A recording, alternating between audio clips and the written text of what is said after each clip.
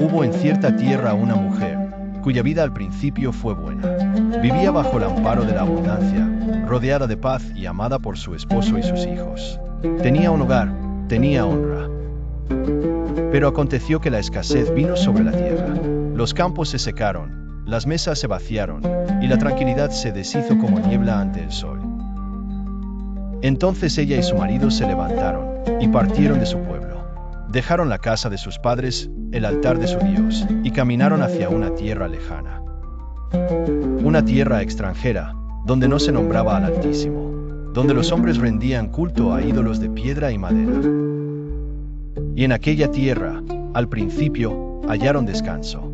Por un tiempo, las manos trabajaron y el pan volvió a la mesa. Pero no todo lo que parece reposo es bendición. Porque aunque había techo, no había presencia. Aunque había comida, no había comunión. Aunque había sol, no había luz. Y pasaron los días, y vino la prueba mayor. Primero cayó su esposo, y ella vistió luto. Luego, uno a uno, sus hijos se fueron al polvo, y la mujer quedó sola, sin esposo, sin hijos, sin tierra, y con sus dos nueras. En una nación que no conocía a Dios, en un pueblo donde no se alzaba incienso, donde no se cantaban salmos, ni se celebraban fiestas santas. Ella miró al cielo. Y en la noche, bajo las estrellas, con el alma hecha trizas, dijo con voz apagada, pero sincera: no sé cómo llegué tan lejos, pero si estás ahí, háblame. Y el cielo no se cerró, ni la distancia fue demasiado, ni su clamor fue ignorado. Porque el Dios de Abraham, Isaac y Jacob es Dios de los que se han ido lejos, es Dios de los quebrantados, es Dios de los que ya no tienen palabras para orar, pero aún tienen lágrimas para ofrecer. Y he aquí, Él la oyó, porque más allá de la frontera, más allá del error, más allá del luto, todavía hablaba la gracia. Y así dice el Señor: aunque estés lejos, aunque hayas olvidado mi nombre, aunque tus pies te hayan llevado a tierras donde no se me honra, si levantas tu mirada y clamas, yo responderé. Isaías 30, verso 18. Por tanto, Jehová esperará para tener piedad de vosotros, y por tanto será exaltado teniendo de vosotros misericordia, porque Jehová es Dios justo. Bienaventurados todos los que esperan en Él. En medio del hambre, un hombre toma una decisión desesperada, sin saber que Dios estaba escribiendo una historia que cambiaría el mundo para siempre. Hoy te revelaré los secretos escondidos en un solo versículo. Ruth 1. Verso 1. Quédate conmigo, porque lo que comienza con hambre, terminará con redención. ¿Qué significa que esto pasó en los días de los jueces? No es un simple dato histórico, es un código espiritual. Ruth 1. Verso 1. Empieza con una frase poderosa. Aconteció en los días que gobernaban los jueces. Ese fue un tiempo caótico, sin rey, sin liderazgo, cada uno hacía lo que bien le parecía. ¿Te suena familiar? Así como entonces, muchos hoy viven sin dirección, guiados por emociones, no por principios. Libro abierto en ese contexto de confusión. Dios comienza una historia, no con un profeta, no con un rey, sino con una familia común. ¿Por qué Dios permite el hambre? ¿Es castigo o pasa por casualidad? Dice la Biblia, hubo hambre en la tierra. Esto no era casualidad. En la Biblia, el hambre no solo es físico, también es espiritual. Símbolo de peligro, a veces Dios permite que nos falte el pan, para enseñarnos a buscar al pan de vida. El hambre mueve a Elimelec a Moab. Pero atención, no todas las puertas abiertas son bendición. Algunas son pruebas disfrazadas. La decisión de Elimelec parecía lógica, pero ¿era la voluntad de Dios? Studio Microphone. Elimelec, hombre de Belén, que significa casa de pan, se va a Moab, una tierra llamada el Valle de la Muerte. Enemigos del pueblo de Dios. Moab ofrecía comida, pero no presencia divina. ¿Cuántas veces buscamos alivio inmediato y no preguntamos si es el propósito de Dios? Dios no comienza con ejércitos, comienza con familias dispuestas a moverse, incluso en medio de la prueba. Más que geografía, es una decisión en medio de la prueba. La pregunta no es solo qué hizo Elimelec, sino, ¿qué estás haciendo tú en medio de tu hambre? No te muevas por miedo, muévete por fe. ¿Alguna vez sentiste que tu mundo se vino abajo en un solo día? Un día eres esposa, al siguiente eres viuda. Noemí no estaba preparada, nadie lo está. Pero lo que parecía el final era solo el comienzo de algo eterno. Quédate, porque esta historia podría salvarte del abismo de tu dolor. Noemí vivía en tierra extranjera. Había hambre en su tierra y migraron buscando esperanza. Pero ahora, ella queda sola, en tierra ajena, sin esposo, con 2 hijos jóvenes. ¿Qué pasa cuando muere el líder del hogar? La fragilidad del plan humano. La fe no nos exime del dolor. A veces Dios permite que lo que sostenía nuestra vida caiga, para mostrarnos su mano. La muerte de Elimelech no fue el final de la historia. Fue el catalizador para una redención mayor. No tomes decisiones permanentes en medio del duelo. Rodéate de lo que queda, en este caso, sus hijos. Aún sin templo, sin altar, sin comunidad, Noemí seguía siendo parte del plan de Dios. Tú puedes estar en Moab ahora mismo, lejos de todo lo que conocías, pero Dios también está allí. El dolor no cancela el propósito. Dios puede comenzar grandes historias en medio de las pérdidas. ¿Y tú? ¿Te quedaste sola en un Moab emocional? No estás sola. Dios está escribiendo una historia de redención, y tú eres parte de ella. Ruth 1, verso 4. Los cuales tomaron para sí mujeres moabitas. El nombre de una era Orfa, y el nombre de la otra, Ruth, y habitaron allí unos 10 años. ¿Quiénes eran las moabitas? Rombo naranja pequeño, enemigas históricas de Israel. Deuteronomio 23. Verso 3. Rombo azul pequeño, el contexto de Moab. Tierra de idolatría, de dioses como Quemos. Rombo naranja pequeño, ¿por qué se casaron con mujeres moabitas? Desesperación, asimilación, olvido de identidad. A veces lo que parece amor es en realidad una pérdida de identidad disfrazada. Rombo azul pequeño, significado de los nombres. Ruth, compañera, amiga fiel. Orfa, la que da la espalda. Chincheta, ¿te das cuenta? Sus nombres revelan su futuro. Nada en la Biblia es casual. Tus decisiones revelan si vas a vivir como Ruth o como Orfa. Una se quedó con la historia, la otra se fue por la puerta de atrás. Rombo naranja pequeño, 10 años. ¿Y Dios? No hay milagros, no hay profetas, no hay respuestas. Chincheta, lecciones del silencio de Dios. El silencio de Dios no es su ausencia. Dios puede estar trabajando en el trasfondo, esperando una decisión. A veces los matrimonios que comienzan mal no florecen espiritualmente. Se quedaron en Moab, se adaptaron. Ya no eran peregrinos, eran residentes. Chincheta, cuando te acomodas fuera de la voluntad de Dios, pierdes visión, propósito y dirección. Reflexión final.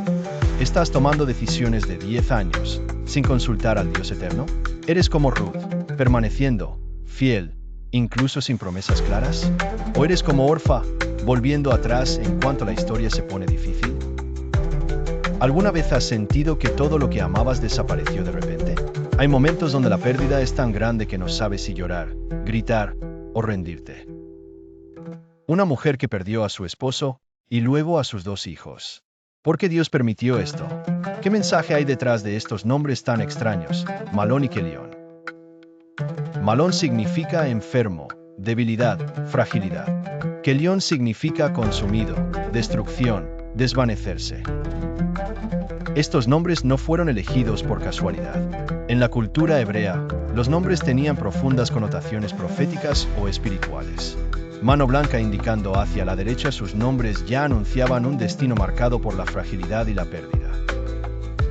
¿Has perdido algo que amabas? Quizás no era tuyo para siempre. Dios a veces permite que todo se caiga, para que nada estorbe lo que va a construir después. Malón y Kelión mueren en Moab. No hay promesa donde no hay obediencia. Dios no puede construir sobre lo enfermo y lo consumido. Noemí queda sola, viuda y sin hijos. Esto es más que un dolor personal. En la cultura de Israel, quedar sin esposo ni hijos era perder el nombre, el futuro y la herencia. La historia no termina en la tumba de Malón y Kelión. Desde esa pérdida, Dios va a escribir una historia de redención que cambiará la historia de Israel. Noemí escuchó rumores de que Jehová había visitado a su pueblo en Judea y le había dado pan. Determinada a regresar a su tierra natal, Noemí reunió a sus nueras para emprender el viaje de vuelta.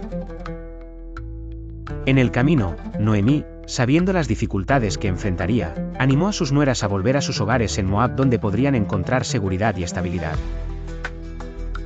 Orfa, después de mucho llorar, decidió volver, pero Ruth, con una profunda lealtad hacia Noemí, decidió acompañarla y permanecer a su lado.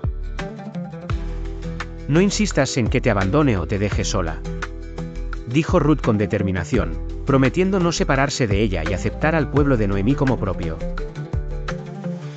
Con decisión, Ruth formuló estas palabras que sellaron su destino: tu pueblo será mi pueblo, y tu Dios será mi Dios.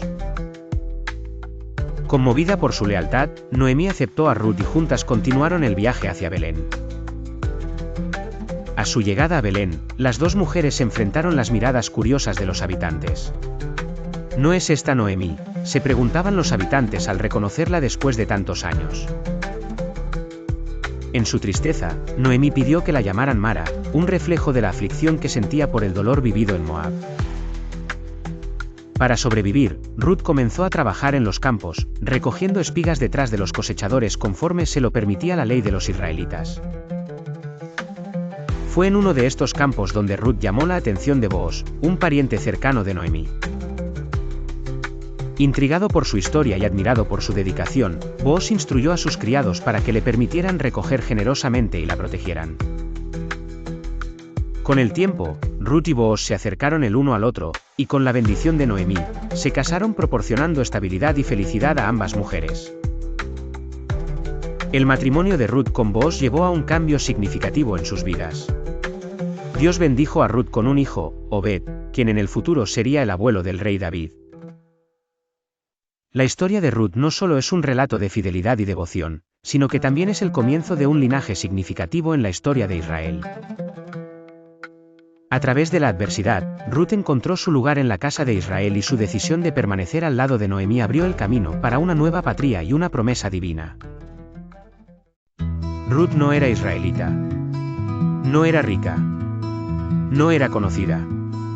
Pero Dios la escribió en la genealogía de Jesucristo. ¿Qué hará Dios con tu vida si tú eliges la fidelidad en tiempos de dolor? Dios ve cuando eliges bien, aunque nadie más lo vea. Noemí pensaba que Dios la había olvidado, pero su historia fue parte del plan eterno. Esta es una clave del reino. La fidelidad en lo pequeño te conecta con el plan eterno de Dios. Quizás tú también estás en un Moab, lejos, confundido, herido. Hoy el Señor te dice: vuelve a Belén. Vuelve al pan. Yo no he terminado contigo. Y si ya estás en Belén, sigue fiel, porque hay un Booz observando.